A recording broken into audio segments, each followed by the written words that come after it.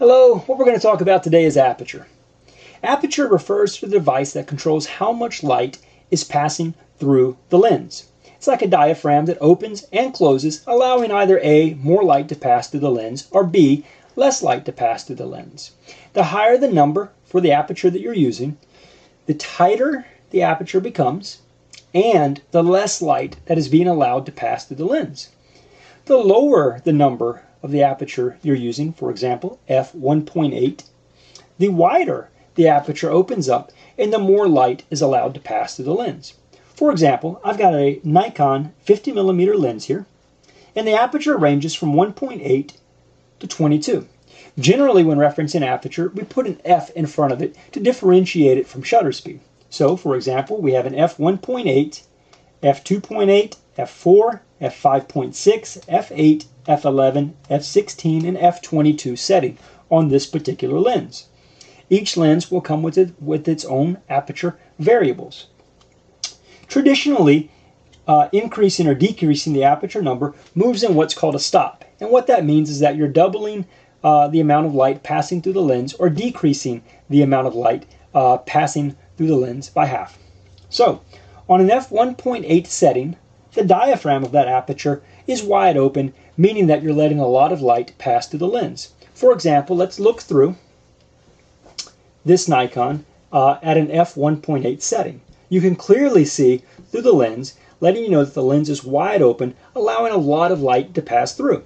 Now, this will affect your shutter speed because you have so much light passing through the lens that you will be able to make an exposure in a very short, fast moment.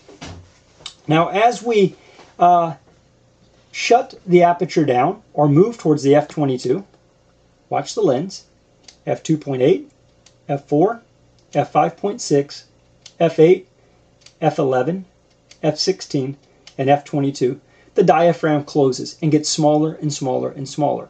So you can see that at f22, we have a very tiny amount of light passing through the lens. The diaphragm is nearly closed, and we have really eliminated the amount of light passing through the lens. This means with only a small amount of light passing through the aperture, that we'll have to make an exposure that would be longer than if the aperture were wide open, letting just buckets of light pour through. Now, aperture also has a physical effect on the image.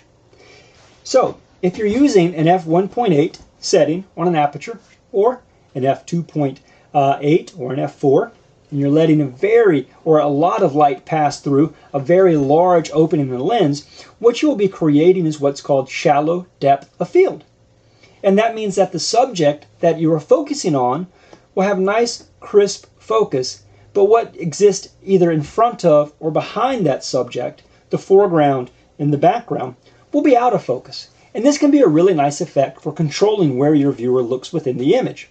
For example, if you're doing a portrait and you want the viewer to focus specifically on the sitter's face, then what you'll want to do is use a shallow depth of field, blurring out the background, so that when someone looks at the image, they're focused on the face of whoever is sitting for the portrait and not what exists behind them.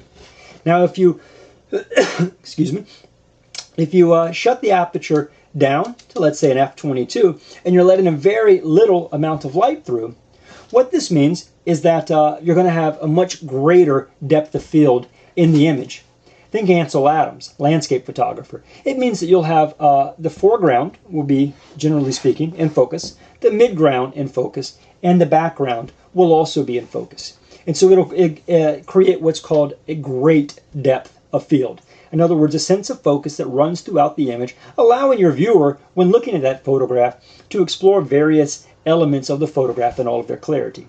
Now, the lens that I'm making this video with, I'm currently shooting this video on an f1.7 20mm Panasonic lens. It's a great lens for showing you an example of shallow depth of field. Right now, the lens is focused on me, meaning that I'm in focus. The background is currently out of focus. And if I were to move something into the foreground, for instance, this Nalgene water bottle, it too would also be out of focus. So, a 1.7 setting, we have a foreground that's out of focus, we have the subject, which is in focus, and we also have a background, my studio wall, that is out of focus. It's a great example of what you can do with a shallow depth of field. Now, sometimes in reference to shallow depth of field, you'll hear photographers talk about bokeh. That's spelled B-O-K-E-H. Bokeh is a reference to the shape of the aperture appearing in various sources of light. So here we have a photograph of a pitcher plant using a very wide open aperture setting, a 1.7. We have light filtering through the forest canopy behind it, and that light creates a bokeh effect. The bokeh effect in this case means that the light filtering through the forest canopy actually takes the shape of the aperture of the camera and makes for a really nice pattern that many people find pleasant. So if you hear the term bokeh, that's what people are referencing to. A really fun trick with bokeh, and we're kind of getting off topic here, but what's a discussion without getting off topic, is that any aperture placed over your lens can create the bokeh effect. For example, if you were to take a piece of construction paper, black preferably, and cut a heart shape in it, and place it over your lens and shoot through that, and let's say, for example, a nice example and common use of this is Christmas tree lights behind the subject. All the Christmas tree lights would take the form of the aperture. If your aperture is cut out in the shape of a heart, they're all going to make the shapes of tons of little light hearts floating behind your subject. It's a fun trick that you can do with aperture. So that's it for Aperture for now. I hope you've enjoyed the talk. If you have questions, feel free to email me or hit me up in one of our classroom discussions. Okay, thanks. Bye.